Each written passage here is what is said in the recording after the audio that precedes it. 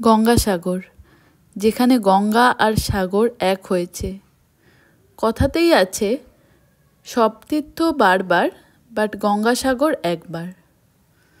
এই ডিসেম্বরের একটা সকালে আমি, রুহি, আমার বাবা মা আর আমার এক বন্ধু গেছিলাম গঙ্গাসাগর। আমরা ডে ট্যুর করেছিলাম, ভোর ভোর করে বেরিয়ে গেছিলাম আর রাতের মধ্যে বাড়ি ফিরে চলে এসেছিলাম। আমরা গাড়ি করে কাকদ্বীপের ফেরিঘাট পর্যন্ত গেছিলাম, তারপরে ফেরিঘাট থেকে ভেসেলে করে কচুবেড়িয়া ঘাট পর্যন্ত গেছিলাম। কচুবেড়িয়া ঘাট থেকে বাসে করে আমরা গঙ্গাসাগর পর্যন্ত গেছিলাম। তারপর বাস থেকে নেমে গঙ্গাসাগরে একটা টোটো ভাড়া করে কপিলমুনি আশ্রম আর গঙ্গাসাগর বিচটা ঘুরে নিয়েছিলাম। সকাল সকাল যেহেতু কিছু না খেয়েই বেরিয়েছিলাম, তাই একটা টি ব্রেক নিয়েছিলাম ডায়মন্ড হারবারে এসে। কাকদ্বীপের ফেরিঘাটে আসতেই দেখি টিকিটের জন্য একটা লম্বা কিউ রয়েছে। মেলা এখন বেশ কিছুদিন দেরি আছে, তাও ভালোই ভিড় রয়েছে। ভেসেলে উঠতেই দেখি এখানে প্রচুর গাংচিল রয়েছে, আর আমি লাইফের আগে কোনো দিন গাংচিল দেখিনি, তো আমার তো বেশ ভালোই লাগছিল।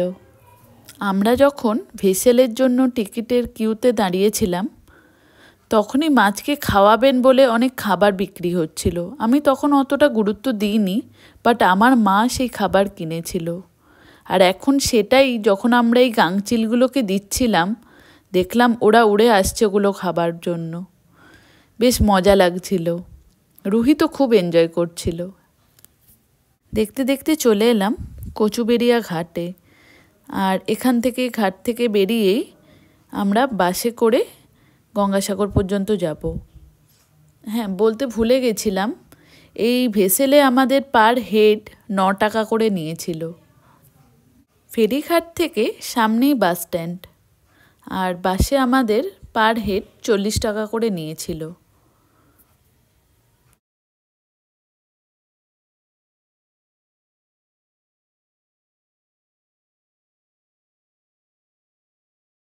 আমরা এখন এই বাসে করে ডিরেক্টলি সাগরে যাব।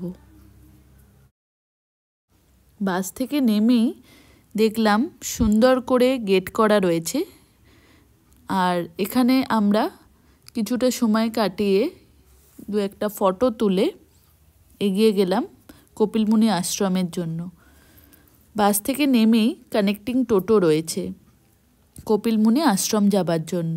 টোটোতে আমাদের 5 জনের আপ অ্যান্ড ডাউনের ভাড়া নিয়েছিল 300 টাকা।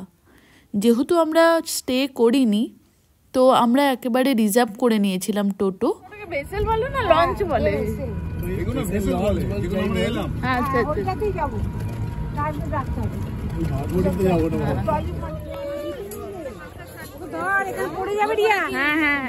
আমার কাছে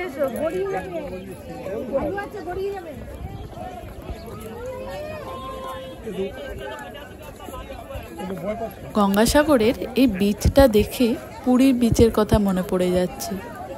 পুরীতেও বিচের ওপর এরকম অনেক দোকান থাকে। মা আর বাপি স্নান করেছিল, আমাদেরকেও করতে বলছিল, কিন্তু ওই ঠান্ডায় সাহস হয়ে উঠল না স্নান করার, শুধু মাথায় জল নিলাম। গঙ্গাসাগর মেলা এখনও অনেক দিন বাকি রয়েছে, তাও লোকজন দেখলাম রয়েছে মোটামুটি।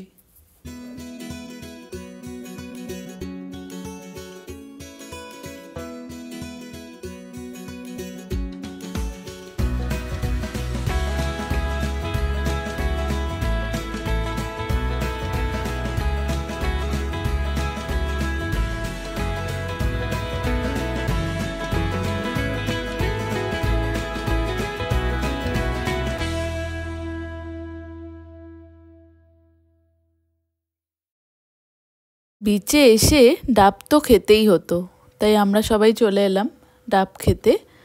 আর একটা ডাব 40 টাকা করে নিয়েছিল। আর ডাব খাবার পর আমরা কপিলমুনির আশ্রমে গেলাম পুজো দেওয়ার জন্য। প্রথমে ডালা কিনলাম, একটা ডালা 50 টাকা করে নিয়েছে।